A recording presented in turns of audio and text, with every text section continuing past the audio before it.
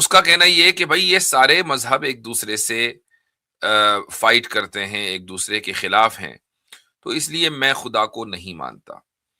کیونکہ پھر اس کے ذہن میں ایک وسوسہ یہ آیا کہ اگر میں قیامت کے دن یعنی مرنے کے بعد دوبارہ زندہ کیا جاؤں اور مجھے پتا چلے کہ جنت میں تو شرما جی کو جانا ہے عبداللہ کا کیا کام، تو پھر کیا ہوگا؟ ایک صاحب نے ایک سوال کیا ہے، اور وہ سوال یہ کیا ہے کہ ان کا کوئی جاننے والا ہے اور وہ ایتھیسٹ بن رہا ہے، مسلمان گھرانے کا کوئی نوجوان ہوگا. اس کا کہنا یہ ہے کہ بھائی یہ سارے مذہب ایک دوسرے سے فائٹ کرتے ہیں، ایک دوسرے کے خلاف ہیں، تو اس لیے میں خدا کو نہیں مانتا. کیونکہ پھر اس کے ذہن میں ایک وسوسہ یہ آیا کہ اگر میں قیامت کے دن یعنی مرنے کے بعد دوبارہ زندہ کیا جاؤں اور مجھے پتا چلے کہ جنت میں تو شرما جی کو جانا ہے عبداللہ کا کیا کام، تو پھر کیا ہوگا؟ اب دیکھیں یہ جو اچھا یہ الفاظ اس کے نہیں، یہ الفاظ تو میں نے کر دیے. دیکھیں یہ شیطانی وساوس ہوتے ہیں، یعنی شیطان کوشش کرتا ہے کہ کسی نہ کسی طریقے سے عام لوگوں کے یا خصوصاً وہ لوگ کہ جلدی جو شیطانی ٹریپ میں اور وسوسوں میں آ جاتے ہیں، ان کے ذہن میں کوئی اس طرح کا کیڑا پیدا کر دے کہ وہ پریشان ہو جائیں کہ اس کو حل کیسے کرنا ہے. یہ وسوسہ اس لیے آتا ہے کہ ایک انسان نے کبھی بھی مذہبوں کو اور مختلف جو ادیان اس انسانیت نے الگ الگ ادوار میں اختیار کیے ہیں ان کی تاریخ کا کبھی اس نے مطالعہ نہیں کیا، اس نے کبھی بھی ان کی ہسٹری کو نہیں پڑھا. یعنی نہ تو وہ کرسچینٹی سے واقف ہے، نہ وہ جوڈزم سے واقف ہے، نہ وہ ہندوازم سے واقف ہے، نہ جینزم سے واقف ہے، نہ سکھزم سے واقف ہے، اور اسلام کا تو اس کو کچھ پتہ ہی نہیں سوائے اس کے کہ وہ ایک مسلم گھرانے میں پیدا ہو گیا. اور شیطان نے اس کے ذہن میں یہ ڈال دیا کہ بھائی اگر مرنے کے بعد زندہ ہوئے اور پتا چلا کہ ہندوازم ہی ٹھیک ہے، پھر کیا ہوگا؟ اب دیکھیں یہی سوال کی بنیاد ہے، ہندوازم ہی کا لفظ اس سوال میں لکھا ہوا ہے، لیکن یہ سوال وہ آدمی کرے گا کہ جس کو ہندوازم اور اسلام کے بارے میں جو بنیادی فرق ہے وہ نہیں پتا ہے. تو پہلا فرق تو شرک اور توحیدی کا ہے کہ ہندوازم میں سوائے شرک کے اور کیا ہے، اور اسلام کی بنیاد واضح ترین یعنی بالکل ایبسولوٹ کلیئرٹی کے ساتھ اسلام کی بنیاد توحید پر ہے. پہلا فرق تو یہ ہے. دوسرا فرق ہے آخرت کا عقیدہ، کہ ہندوازم میں آخرت کا عقیدہ وہ نہیں ہے جو اسلام میں ہے. ان کے یہاں تو مرنے کے بعد دوبارہ اسی دنیا میں زندہ ہونا ہے، اور اگلا جنم آئے گا، وہ اگلا جنم آپ کے کرم کی بنیاد پر ہوگا، یعنی آپ نے جو کام کیے اچھے یا برے اس کی بنیاد پر آپ کی دوبارہ پیدائش ہوگی. اچھے کام کیے ہیں تو آپ برہمن پیدا ہوں گے، اور اگر آپ نے برے کام کیے ہیں تو ہو سکتا ہے کہ آپ شودر پیدا ہوں، یا ہو سکتا ہے کہ آپ انسانی پیدا نہ ہو، آپ گدھے کتے بندر کی شکل میں یا کسی کیڑے مکوڑے کی شکل میں یا کیڑا مکوڑا بھی نہیں یعنی کسی پلانٹ کی شکل میں آپ پیدا ہو جائیں. تو ذرا تصور کریں کہ ایک آدمی ہندوازم کا جو ورلڈ ویو ہے اس کے مطابق اگر اس کو تھوڑی دیر کے لیے صحیح مان لیں، وہ مرتا ہے اور اس کے بعد دوبارہ زندہ ہوتا ہے، اور دوبارہ جب اس کی پیدائش ہوتی ہے تو وہ کیڑے کی شکل میں پیدا ہوتا ہے.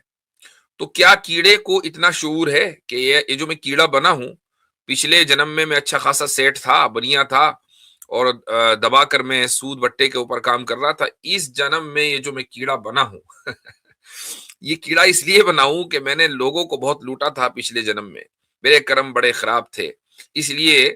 اوپر والے نے مجھے کیڑا بنا دیا.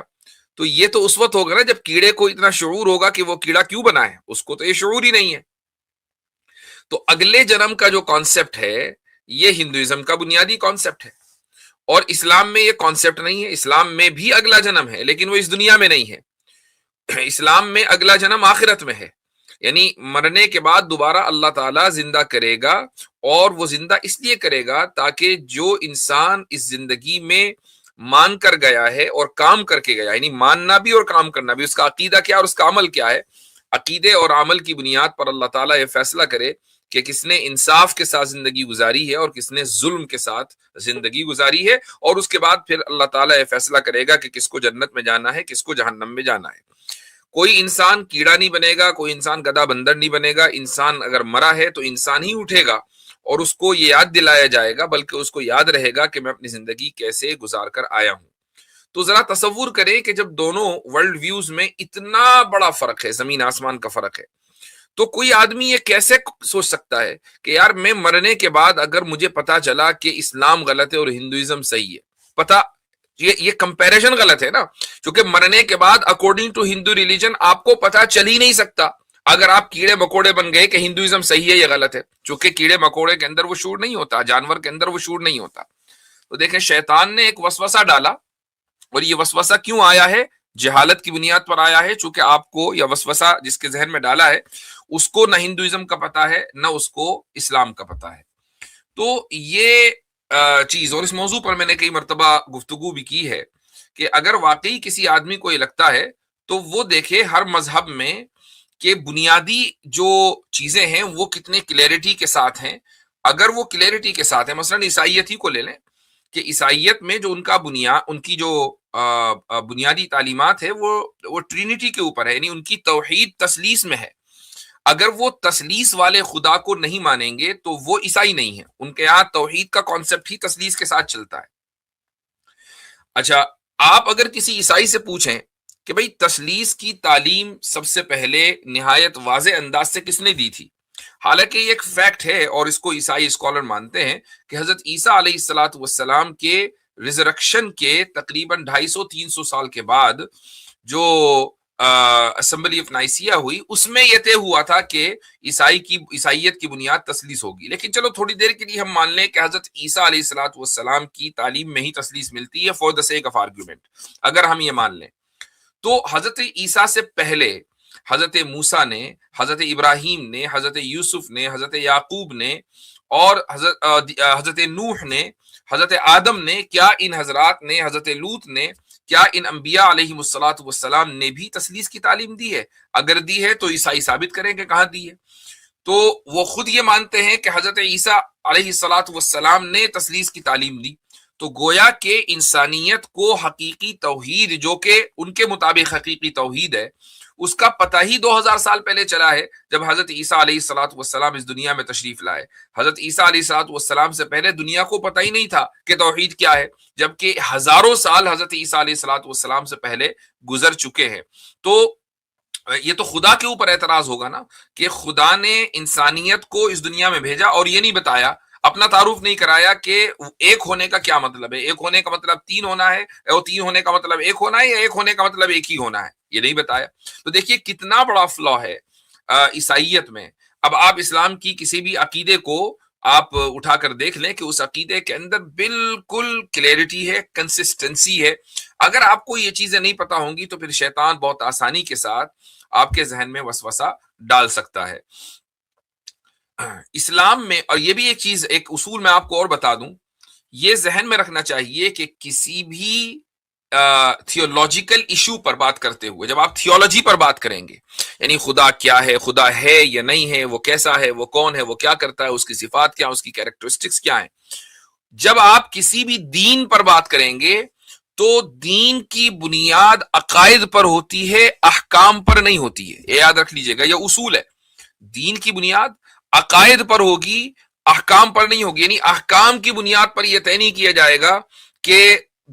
دین صحیح ہے یا نہیں ہے، بلکہ عقائد کی بنیاد پر طے کیا جائے گا کہ دین صحیح ہے یا دین صحیح نہیں ہے. تو میں نے جتنی بھی آپ کو مثالیں دی ہیں، چاہے وہ ہندوازم ورسز اسلام ہو، یا اسلام ورسز کرسچینٹی ہو، یہ مثالیں عقیدے کی ہیں. میں نے احکام کو ٹچ کیا ہی نہیں ہے، چونکہ احکام کی بنیاد پر ہم طے نہیں کریں گے، اور اس کی وجہ یہ ہے کہ احکام انسانیت کی رعایت کرتے ہوئے دیے جاتے ہیں کہ انسان اپنے آئی کیو لیول پر کہاں تک پہنچا ہے. یہی وجہ ہے کہ احکام میں ہم ایوولوشن دیکھتے ہیں. حضرت آدم علیہ الصلاۃ والسلام کی شریعت میں احکام الگ تھے، حضرت نوح کی شریعت میں احکام الگ تھے، حضرت ابراہیم کی شریعت میں احکام الگ تھے. اور اس طریقے سے جو ایک گریجول پروسیس ہوا ہے یا ایوولوشن ہوا ہے احکام میں، یہ اس لیے ہوا ہے چونکہ انسانی تہذیب ترقی کرتے کرتے کرتے کرتے یہاں تک پہنچی ہے. تو آج جس جگہ انسانی تہذیب کھڑی ہے، اس کے اعتبار سے اللہ تعالیٰ نے اسلام میں احکام بیان کر دیے. آج اگر کوئی یہ کہے کہ نہیں حضرت یعقوب کو کی شریعت میں دیا جانے والا یہ حکم صحیح نہیں ہے چونکہ اسلام نے اس کو بدل دیا ہے، یہ کہنا غلط ہوگا، چونکہ ہم احکام کی بنیاد پر نہ حضرت یعقوب علیہ الصلوۃ والسلام کی لائی ہوئی شریعت کو جج کر سکیں گے اور نہ حضرت یعقوب کی لائی ہوئی شریعت کی بنیاد پر اسلامی شریعت کو جج کر سکیں گے۔ احکام بنیاد بنتے ہی نہیں ہے، اصل ہے بنیاد عقیدہ، اور عقیدہ ایک ہے، وہی عقیدہ جو حضرت آدم کو دیا گیا اور وہی عقیدہ جو نبی کریم صلی اللہ علیہ وسلم کو دیا گیا، وہی عقیدہ ہے جس کو اسلام کہا جاتا ہے، اور ان الدین عند اللہ الاسلام، کہ اللہ کے نزدیک یہ اسلام ہی بطور عقیدہ قابل قبول ہے۔ تو ہماری اسٹریمز میں اگر کچھ لوگ آئیں اور آ کر اسلام پر اعتراض کریں کہ جی آپ کے یہاں فلاں حکم ہے، آپ کے یہاں قصاص ہے، آپ کے یہاں جزیہ ہے، آپ کے یہاں یہ سب احکام ہے،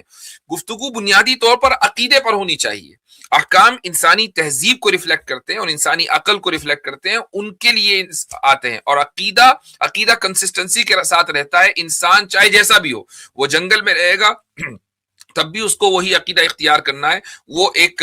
اربن سویلائزیشن میں رہے گا تب بھی اس کو وہی عقیدہ اختیار کرنا ہے، وہ ایسٹ میں رہے کہ ویسٹ میں، وہ مارس میں رہے کہ اس گلوب میں، عقیدہ ایک ہی رہے گا لیکن احکام بدلتے رہیں گے۔ اس لیے اعتراض یا گفتگو یا ڈائیلاگ جب بھی ہو وہ عقیدے کی بنیاد پر ہو، نہ کہ احکام کی بنیاد پر۔ تو یہ چند تمہیدی باتیں تھیں